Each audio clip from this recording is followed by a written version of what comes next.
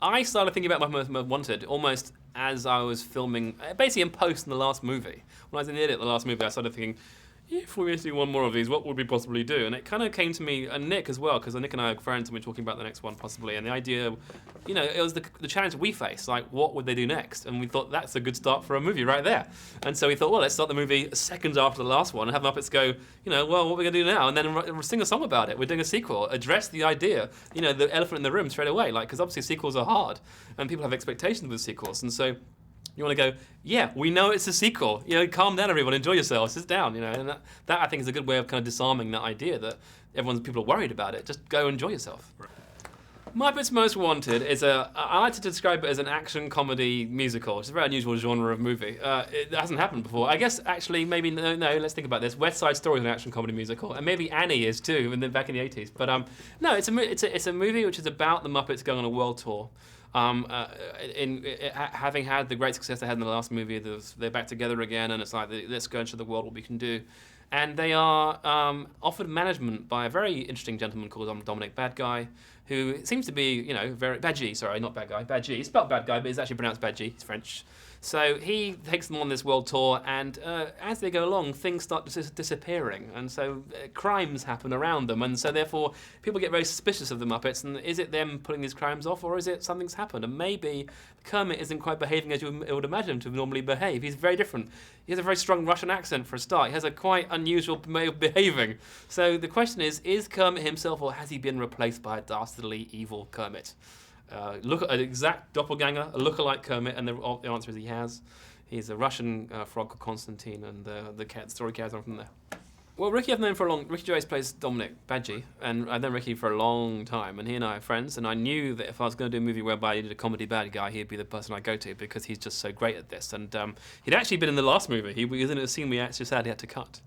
And so obviously he's very disappointed. He's a huge Muppets fan, huge Muppets fan. And so I had to tell him he wasn't in the film. He's like really upset about it. I said, well, fine. So this time I phoned up and said, listen, I'm doing another movie. No, it's me. Come back. It's fine. It's me. I'm doing another movie. And this time I cannot cut you the film because you're the lead of the movie. And he went, oh, great, I'm in. What can I do? And so we talked about the character. And he read the script. And I think he really liked the character. He felt it was very similar to the sort of characters he likes playing, and he felt he could work with Konstantin. He loved the idea of being a team with Konstantin, the one-upmanship. That kind of comedy double act is such a great thing for him, and so that was just a very easy, natural fit.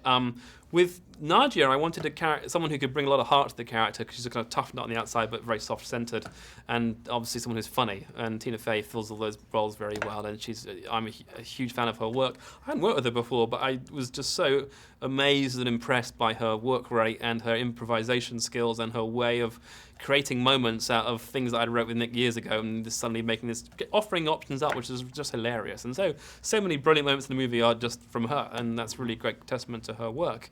And then Ty, I felt that I wanted a character to match Sam. Like, Sam is the most patriotic American possible, and so the worst person to team with would be the most European person possible. And I love Ty in Modern Family. It just feels just a funny character. But the John P. Napoleon is a big character, and I said to him at the very beginning, this is not going to be about nuance and subtlety. This is about a Route 1 French guy, and it's going to be really funny. So just play it big, and he just nails it so nicely. And he's really funny, and Sam and he have this great kind of contretemps where they hate each other at the beginning, and then as the movie progresses, they almost have this sort of bromance, which I really love, so that's really fun. I really like the Piggy number, Something So Right, because it's a song which is really true to her heart, because she's finally got what she's always wanted, which is Kermit to propose.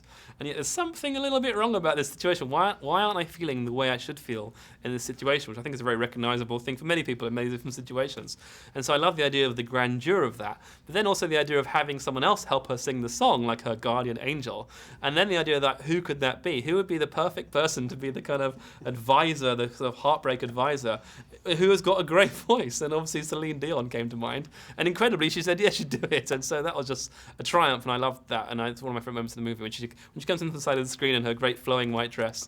I love that moment. It's really funny. Christoph Beck and I worked together on the first movie, and he just nailed that. Got it absolutely right. Just he knew the tone immediately. Like this is not a comedy score in any way. There's no nods and winks to the camera. It's not like funny. It's going to serve a purpose for emotion and for tragedy and drama and action and all these things. So the score itself is pretty serious, and it's a pretty hefty 80-piece orchestra score, and it works on that level. But at the same time, if you imagine the Muppets commissioning that score and say, we're going to make a movie, make it serious, it's also funny. So I think, so in the same way, it breaks the fourth wall, which I really love about it. 1977 at my grandmother's house, sitting on a brown kind of sofa in front of a great big wooden TV, watching the Muppets on a gigantic 40-inch, 32-inch kind of, that thing where you sit so close, you start seeing patterns in the screen, like that. That's Muppets to me. That's what Muppets was Sunday afternoons as a kid growing up, every Sunday for like 5 years. So it's a big part of my childhood. So working with them is just unbelievable in many ways. It really is just an honor.